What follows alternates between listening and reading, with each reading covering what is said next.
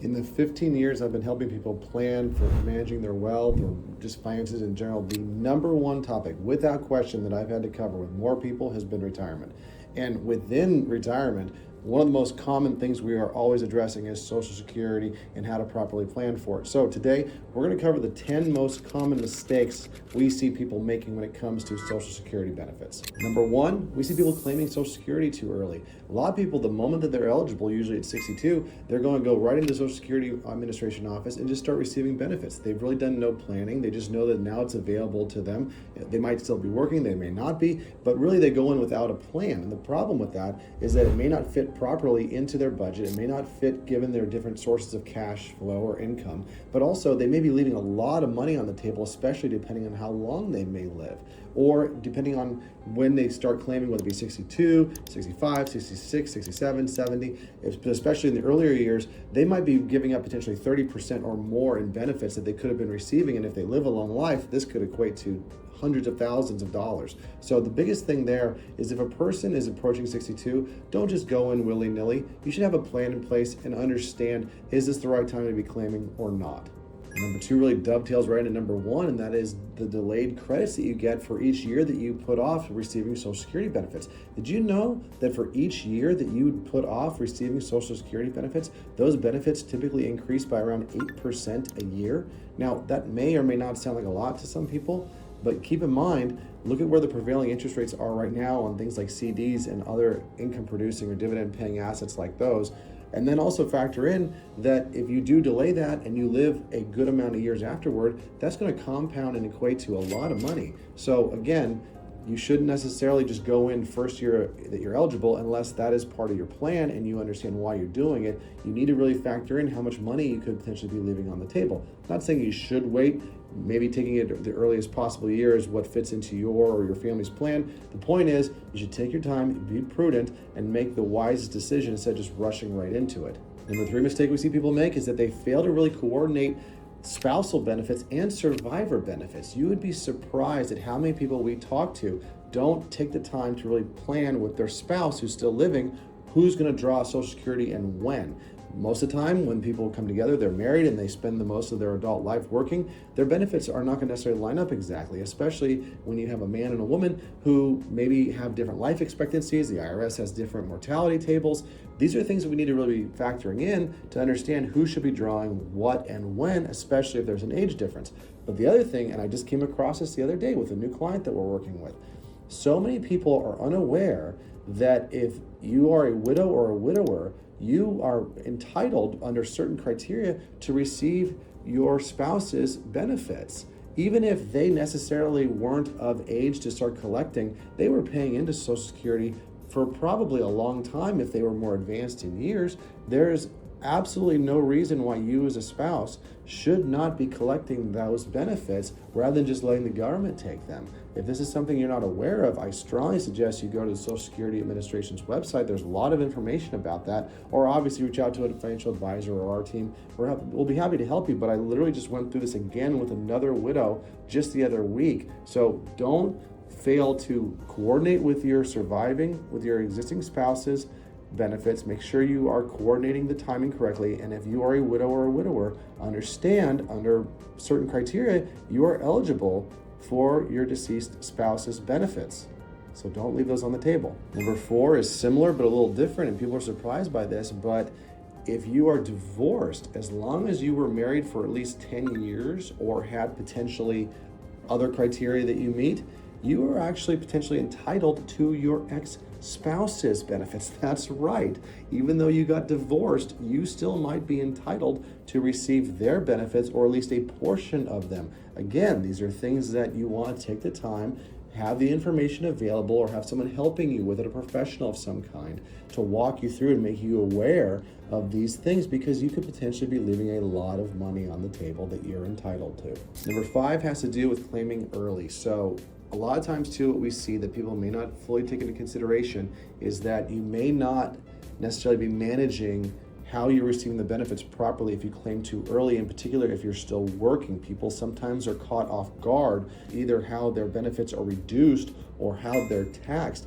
depending on if they're still under 66, which is considered the full retirement age. So just because you hit 62 and you're eligible now for Social Security does not mean you're considered what's called full retirement age in the view of the government. So we have to take our time, and if you are still working, if you're under the full retirement age, you have to really understand your benefits, depending on your income level and a number of other factors, could be reduced. So again, taking your time, not rushing into these decisions, especially because once you make them, in many instances, it's permanent. So again, take your time. If you're under the full retirement age, which is right now around 66, understand if you're still working, you could have your benefits reduced if you start drawing benefits too early. Another factor that people really seem to get caught off guard by is the fact that their benefits are taxed. In some cases, we see benefits being taxed up to 85%.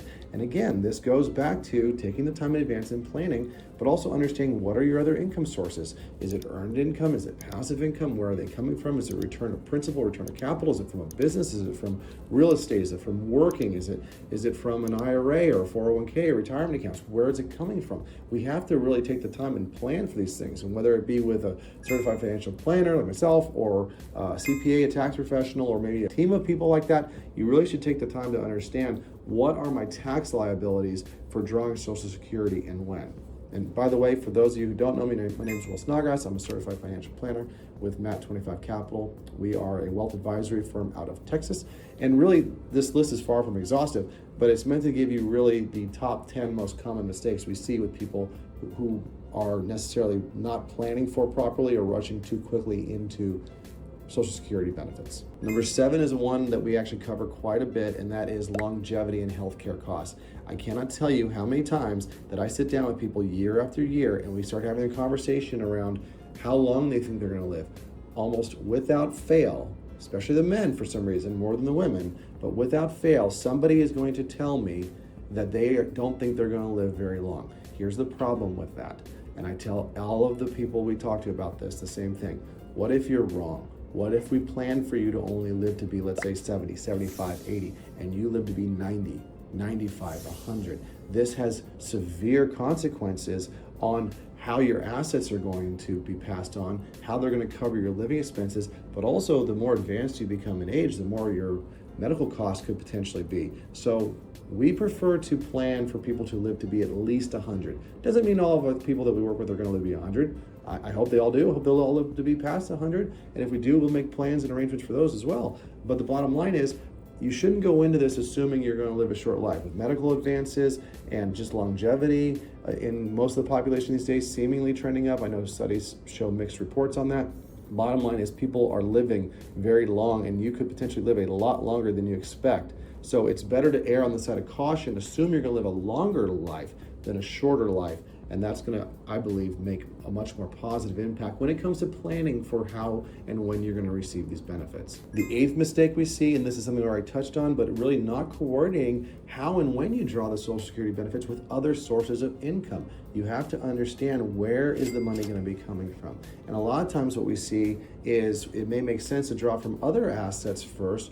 Sometimes it makes sense to draw Social Security first, but depending on how many income streams a person could potentially have during retirement and what types they are and how they're taxed will make a dramatic difference, not only in what is decided to draw from and when, but also could have a major impact on how long assets will actually last for. This is something that should not be looked at within a vacuum. Social Security should be considered in totality, along with all the other assets and income sources that a person or a married couple have. So don't overlook the fact that Social Security should be part of an income plan, along with taxation, along with a lot of other factors. It may make sense to draw from other resources first, delay Social Security, or it might make sense to go the inverse.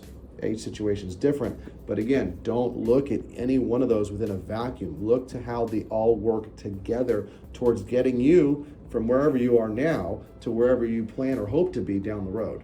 Number 9 is something that really is exclusive to predominantly government employees and or teachers, but you cannot forget to factor in the impact of the windfall elimination period, or WEP, or the government pension offset GPO. Again, this is something that really only pertains to government employees and teachers, but especially with the teachers that I've worked with in the past, you have to understand that you may not be getting or entitled to the benefits that you initially thought you were. It is something that is really exclusive to just a handful of sectors, but without getting too deep into the details of these, if you are somebody who works in those categories and these two different provisions pertain to you, and this is a general rule that I think everyone should really go by, really factor these things in before you make a decision when or how to draw Social Security. You might be surprised at what you're actually entitled to, and it never hurts, no matter where you've worked, to touch base with the Social Security Administration, look up financial calculators, contact a professional. If you want, we'll include links for different calculators down at the bottom. Do as much homework as you can before making a decision, especially if you fall into one of these two categories, because your benefits could be not what you're necessarily expecting them to be, as we've seen, especially here in Texas with teachers who are entitled to TRS. Just do your homework or work with somebody who actually is familiar with these things. The 10th point, which is somewhat of a no-brainer, but something people sometimes overlook, is you should be reevaluating these things as major life event happens or life events happen. So if you're going through a divorce, if you had a spouse who passed away, if you're changing careers, if you're going from the public to the private sector or vice versa, whatever the case may be, any major life event should be a time when people stop and reevaluate the decisions that they're either making now or potentially going to make in the future. What made sense before may not make sense any longer, and if you're having a difficult time doing this all on your own, reach out to professionals. There are lots of qualified professionals out there whose goal it is to help people with these decisions. I know that's what we focus on more often than not, but not just us. There's lots of people. We usually work in conjunction with CPAs, attorneys. If you have a good financial advisor, you should contact them if these decisions or if these major life events happen. Bottom line, it's a good time to revisit these ideas. So a few things I'll say. Number one, the biggest way to avoid these pitfalls or these mistakes from happening is taking the time in advance to really sit down and plan and really understand, where are we right now? What are we entitled to? What do we have? What could we have in the future? What will we need? It's not just about what you can get from Social Security or other income sources. It's also about, what do you need? What's your bottom line? How much do you need to live off of? What kind of coverage do you have for future medical expenses? What kind of assets have you accumulated? What kind of debts do you have to pay off? All these different things. What are the tax implications?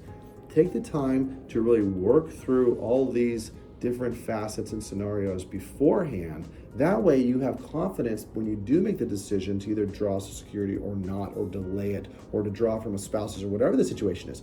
You have the confidence that you're making the best decision for you. It's like what a lot of people hear, John Wooden said, I think lots of other people did too. Failing to plan is planning to fail, so take the time to plan. And for those of you who, let's say, have already started drawing Social Security and perhaps you feel like you made a mistake, don't beat yourself up. You may not have made as bad a mistake as you think you did. And even if it was a mistake, that doesn't mean things are over. It doesn't mean it's all, hope is gone. Again, you should sit down with a professional, talk through your situation, see what your options really are, and evaluate what is the best course of action to make, not just now, but also for the future, okay? I appreciate you all taking the time. I hope you found this information useful. If you do have any questions, you can reach out to us at Matt25Capital.com, or our email address is info@Matt25Capital.com. As always, if you have any question at all, you're not sure about something, we'll include some calculators and some other free resources in the description. Feel free to reach out to us. We're here to help. We hope you found this information useful for your situation, and we hope you all have a blessed day. God bless.